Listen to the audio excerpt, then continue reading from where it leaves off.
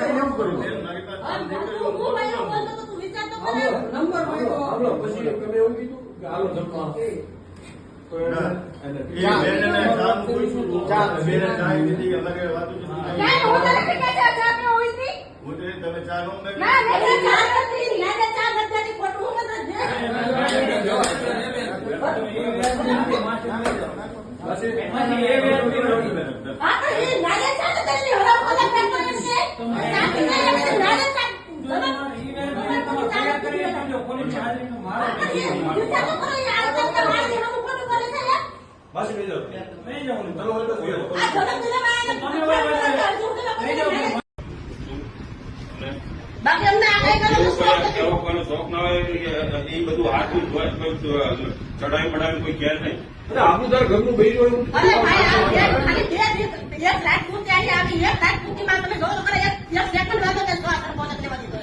હોય ચિંતા પણ કરો બેન આપણે ટેન્શન નહીં લેવાની। માફી માગે તમારે માફ કરવા હોય તો ઠીક, ફરિયાદ આપવા માટે હજી તમે બંધાયેલા છો, તમે લેવા બંધાયેલા છે। પોલીસ હજી ફરિયાદ લેવા તૈયાર છે। મારી વાત તમારી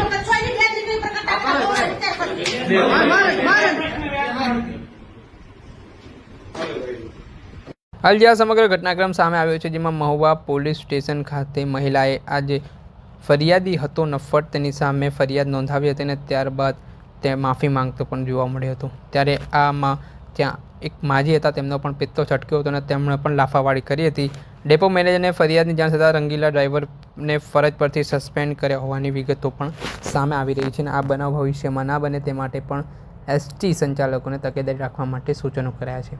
દર્શક મિત્રો, એન કવરેજ ન્યૂઝને આપ લાઇક કરી લો, સબસ્ક્રાઇબ કરી લો અને શેર કરવાનું ભૂલતા નહીં।